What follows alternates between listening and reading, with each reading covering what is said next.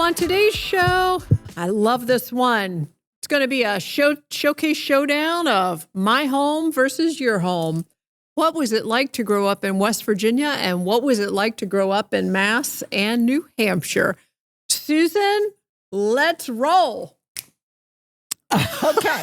Well, you start first because yours is more interesting, I think. So, I don't know. wait, did you tell me one time your parents are from the Appalachians? Were they from the? Yeah, so my father was born in eastern West Virginia in a little teeny town called Richwood, where we still have land that's been in our family for over 100 years, actually.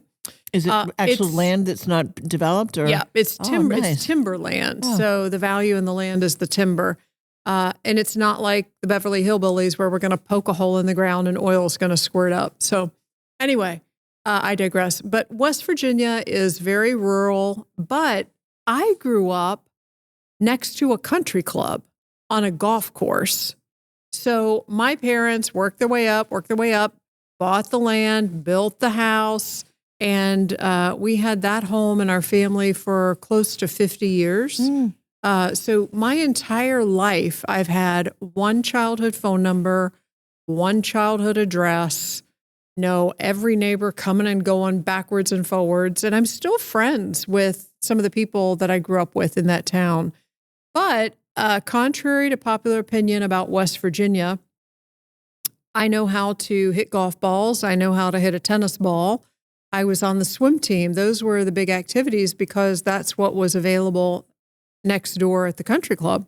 So it was an idyllic childhood, and we'll get into a little bit of it. What about you? What were the surroundings like where you were? Well, where you were let me just give you a little bit of background. So my family is multi-generation from Massachusetts, and Boston, Massachusetts, to be particular about it. And they're Irish. So they came over to the United States when the potato famine hit in the late 1800s, when many thousands, millions, I think, of Irish died because they couldn't, the potatoes crop, which is their staple crop, failed, and they came instead to the United States. And many of them came to Boston. And my grandfather I remember my grandfather telling the story of his family feeling heavily discriminated against when they landed in Boston because the influx of Irish people was really upsetting the sort of the waspy community there. And so there was a lot of discrimination, like there were signs in stores, no Irish need apply, and so forth. And so that really colored, at least for my grandfather, my grandparents, their early stages in life in the United States. Nevertheless, we also had a privileged childhood, spent my formative years in the greater Boston area and then in southern New Hampshire. And it was a community of lots of kids and lots of activities and lots of bike riding. And it was back in the days when you came home when the streetlights went on. You remember those days? I do. Yeah. I do. And remember the days that when I was growing up, we never locked the doors. We never locked the car. And the car was in the driveway or in the garage, but the car was never locked. And 9 times out of 10, the door was open, unlocked. We just didn't, it didn't seem to have any crime. I don't know if that's real or not. It can't be real, but that's how we grew up. I remember as a child, our grade school was within walking distance, Greenmont Grade School. And Mr. Bailey was our principal. He was this guy that to me seemed like he was 14 feet tall. And he had a very deep voice, and he commanded attention. And so we were petrified of Mr. Bailey at Greenmont. But we would put our little backpacks on in the morning, and Mom always packed a sandwich. My mother was Diane Sue was in the school. She was on the PTA. She knew what was going on. This was before the term helicopter parent existed. My mom was like a B-52 parent. If we're talking helicopters, she was a B-52er. And we went to all the school carnivals. We walked to school. If it was snowing or raining, she would drive us to school. But it was nice that it was within walking distance. Yeah. And as we were walking along down the street, we'd say hi to this Mr. So-and-so and Mrs. So-and-so. And we knew everybody and everybody knew us, which I didn't realize it. But what a nice way to grow up, right? Like a safe way. on the flip side, if you were trying to be mischievous or bad, Yeah, you everybody also knew. got reported, so that was a bummer as well. And then I transferred I matured into the junior high school, which for me was grades 7, 8, and 9, Jackson Junior High. I was on the tennis team, loved the high school, loved the junior high just as much as the grade school, and then into high school for 10, 11, and 12. And tennis, golf, and swimming were the sports for me. We swam year round. We were on a winter swim team. We were on the summer country club swim team. Swimming was a big deal. We went to all the swim meets. Of course, my mother drove to most of them.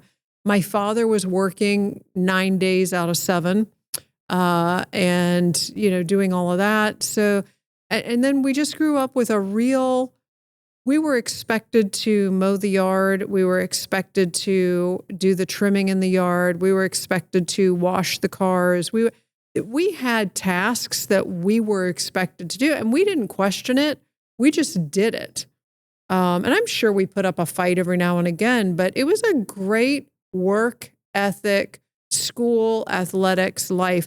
My parents wanted nothing more than for us to be able to be successful adults, get good jobs, and again, be financially self-sufficient.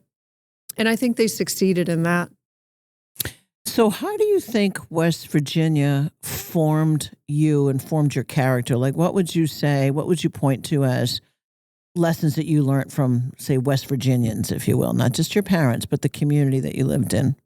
I learned that there is a real impoverished side to the state. So driving through the state as a child, you would see areas that were beyond description poor.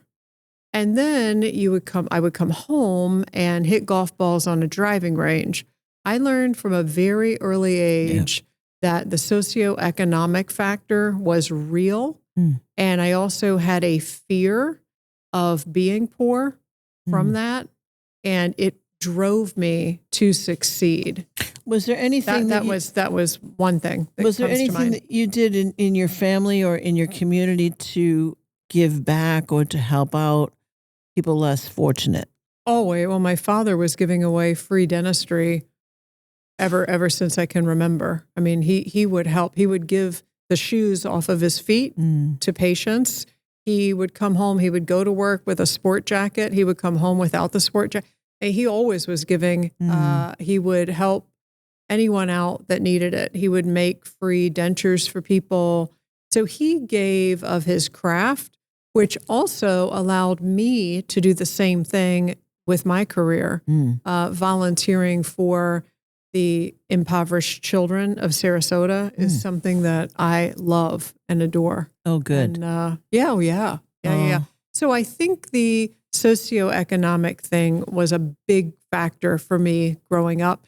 Another thing that really shaped me as a person was there's a particular way that West Virginians deliver a story, the way they tell a story, and the sense of humor that they have. And to this day, when I am around West Virginians, shout out to all my West Virginia friends, I adore the storytelling. We just sit around and do nothing, but you just find yourself telling stories about whatever. And it's a lost art. It's a that real I art. You're right. appreciate and love. What about you, Susan? Well, I mean, growing up in Massachusetts, first of all, growing up in New England. So let's just say I'm a real New Englander because I lived in Maine too. But growing up in New England, there's a set of values that was instilled in me that I look for in other people. Things like do what you say you're going to do. Your word is your word. Show up on time. Those kinds of things, and a real solid work ethic that I attribute to New Englanders.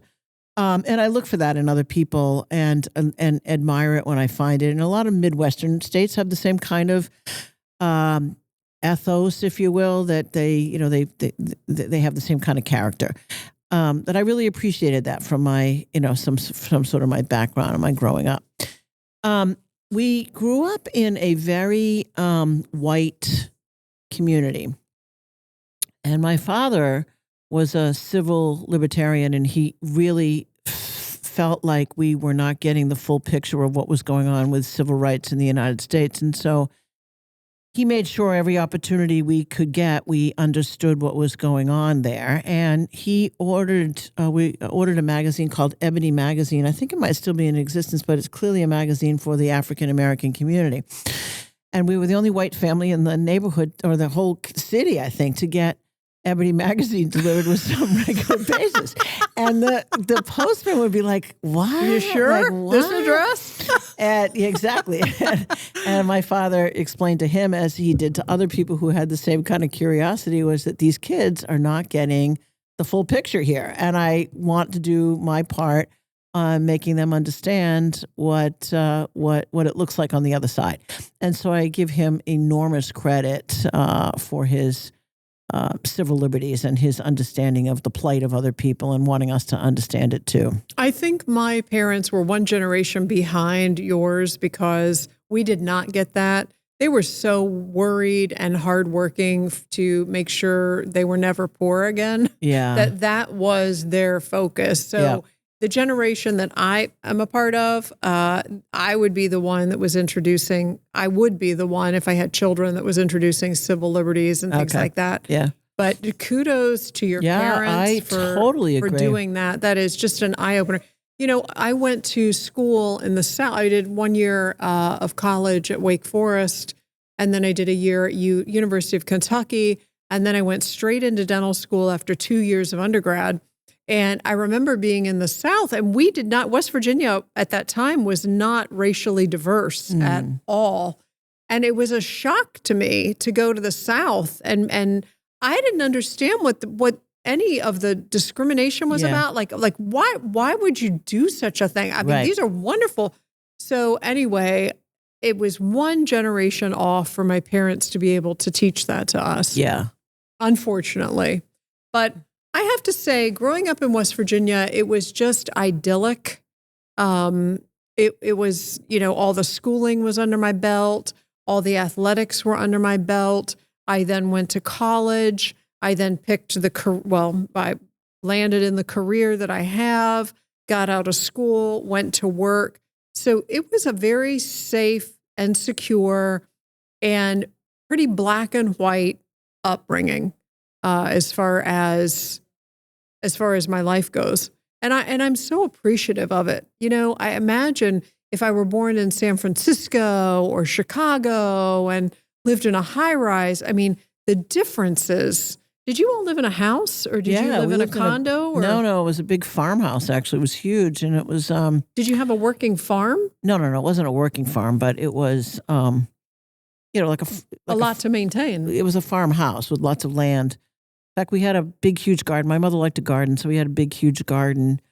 And in high school, my brothers, unbeknownst to my mother, commandeered part of the garden and started to grow marijuana.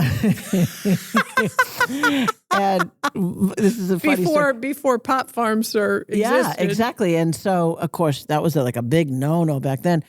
But my mother we had a neighbor who was sort of a little bit like a Gladys Kravitz type of a neighbor, knew everything. And so she came to my mother's garden. My mother proudly is pointing out, like, I'm talking a huge garden, like at least the size of this cavernous room that we're in.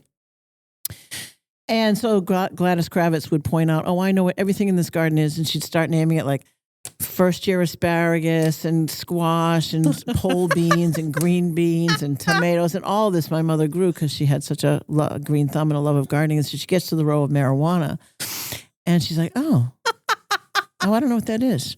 Oh, yes, I think that is. And she named some like eggplant or something. Clearly wasn't it. And so my mother still didn't catch on to this. And so my brothers then harvested it and stuck it in the rafters of our big farmhouse attic. My father went in one day and saw it. And of course, all hell breaks loose, right? And he basically says, I have seen this. I'm not going to mention anything to your mother, but that better be gone by tomorrow morning. And sure enough, my brothers went in and like took it out. I don't know what they did with it, burned it, or I don't know what they did with it. But I thought that was great. How many brothers did you have? I have 6 brothers, but holy camole! But I think I gave my father a lot of credit because he wasn't going to like really flip out he understood that it was sort of part of the thing that kids did, if you will, or but he definitely wasn't telling my mother either at the same time. So that's a long story, but that was the kind of Shenanigans. country type of growing up in shenanigans. Yeah. I love that. My parents were Bible Belters, raised Baptist. And one time we hosted a mission family, and my mother couldn't wait to get them out of the house because she found them very creepy, but it was what the church wanted her to do. So we had this family of these people. I don't even know where they were from because I was going to tennis or whatever. Like, I don't know. These people are here sleeping in the house, and this is what we're doing. But they were so Bible Beltish that there was no alcohol, certainly no marijuana, no cigarette, no nothing. Then we went to college, and that's where, I drank, and I haven't smoked pot, never have, but tried cigarettes. The whole thing happened when I was away in college. Yeah, and that's what college is for, I think, to do those kinds of experiments. Such a good time. Yeah, Such a good time. Experiment with different things and different people and different cultures and different ways people look at things and look at the world. Would you say college, Susan, is the best time of someone's young life? Well, I think it's the time where you can absolutely break away from the family, the normative part of your family, and start experimenting about who am I? Like, who am I? And and it gives you lots of opportunity to do that. And then, so. Yeah. I love that. And then... And you're doing it in a kind of a carefree way. I mean, we all had jobs and stuff, but you're doing it in kind of a carefree way. You don't have to worry about going to work and 9-to-5 jobs and mortgage payments and all that other stuff. So it's that transitional period from your parents' home to establishing your own home that's sort of this free-for-all. So I would imagine having a farmhouse, when you guys needed to go to the grocery store or whatever, did it take you an hour? Yeah, no, I don't want you to get hung up on the farmhouse part of it. It to the grocery store, it took probably 14 minutes. It wasn't like you had to drive miles and miles and miles past mules and, haystacks. And it wasn't like a long driveway with 74 trees. But the house itself was a big house that if you looked at it, you'd say, oh, that's a farmhouse. Like, it was a big house. So, and it was on a lot of land, yeah. That's another thing that I miss about West Virginia. Everything in our town took 10 minutes. Yeah. 10 minutes to the dry cleaner, 10 minutes to the grocery store, 10 minutes to get your hair done, 10 minutes for this. And the hairdresser. My mother used to get her hair done in this woman's house, and there was a sliding glass door. We'd go in the sliding glass door, she'd sit down. But while she was getting her hair done, another woman would come in with fresh eggs. Apparently, she had chickens. Yeah. And she would be selling eggs to you as the color was on your hair and you were under the dryer. And I remember thinking, I wonder if other people, does this go on anywhere else? Or is this how it is? What is happening here?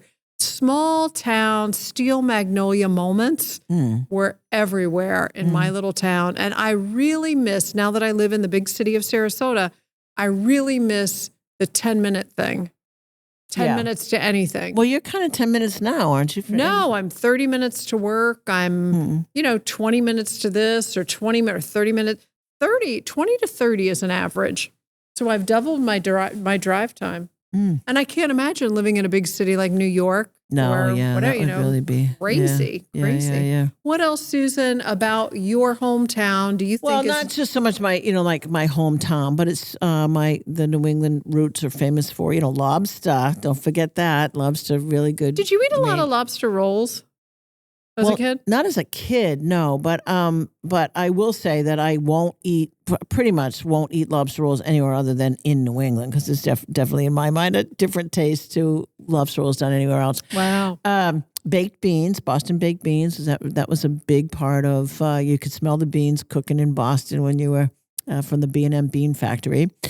The witches, let's not forget them. This is where Wicked Smart and Wicked Good comes from. It's all from the Salem witches, the Salem witch trials. And what about cream pie? Everybody knows about. Yeah, Boston cream pie. Yeah. So there's a lot of delicacies that are regional that you have them too in West Virginia. Those are the ones that we remember. Do you want to know our delicacies? Yeah. Okay. Have you heard of Pork ramps? rinds. Ramps? Is those garlic? It's a wild onion. Onion. Okay. Yeah. And yeah. we are the ramp capital of the world. Oh, wow. So how do you cook? How do you cook them? You how do you fry eat them in bacon grease. Oh, okay. Is that the only way you can cook? That's the best way. Okay. And then you stink for 3 days. Mm-hmm. So, and there's a ramp festival. Get out. Really? Oh, yeah. Oh, when I say we are the ramp capital of the world, we are the ramp capital of the world. Oh, wow. When's the festival? It's got to be like in spring, It's right now. Yeah. I Yeah. think it's in a couple of weeks or maybe going right now. Oh. Anyway, they are delicious. The other thing we're known for, are you ready? Yep. Spaghetti pizza. Say what? So I had never even heard of spaghetti pizza, let alone have one. So how is that made? It's basically you make a pizza and you put spaghetti in it. You put the crust and then you just put spaghetti in it. On top of it? Yeah, spaghetti pizza. Oh my God, I never heard of that. Mm-hmm. Huh. I know. Yeah, West Virginia's small, not a big population. Yeah. Not a lot of people moving to it. So is West Virginia a derivative of Virginia? Like, what's the difference? I know that they're two different states. I get that. But is there really a stark and marked difference between the two states? Or is it just that they share a name and a boundary? I think so. Virginia has DC, is close to D.C. And so when you're in the part of Virginia that's near Washington, D.C., you feel like you're in D.C. As you get more towards the western part of Virginia, you start to get more of the rambling hills and the farm-ish life, that kind of thing. And then when you cross over into West Virginia, I don't know, you kind of feel like you are in West Virginia because it's foresty. Okay. Not a lot of high rises, no high rises. Do both states share sort of the same political bent? That I don't know. I don't keep up on that. Okay. I don't keep up with that. Is West Virginia more of a liberal or a conservative state? Oh my God, I feel like I am under fire. I would say conservative. Okay, because Massachusetts is hands down liberal. Like hands definitely down conservative. Liberal. Yeah. 5,000% conservative. Okay. Yeah. Okay. So and by the way, that colors us, doesn't it, as we grow up? Because my parents, particularly my father, was a real liberal proponent, and we were surrounded by people who thought the same way in Massachusetts and southern New Hampshire. And then you come to a state like Florida where people are decidedly different, and you have to sort of modulate your thinking or what you sort of say around people, right? Because it's so different. Yeah, it's interesting. It's interesting how all that works. But I think we've given our listeners a good taste of kind of what it was like for us when we were growing up. So everyone out there in podcast land, cheer up. Wherever you are is not that bad because listen to what we just talked about. And that would be a childhood hometown wrap. We thank you for listening and hope you enjoyed this podcast. If you did, please share this show with friends and family and subscribe to our YouTube channel. This way, you'll never miss weekly drops. Stay strong, dream big, and floss your teeth.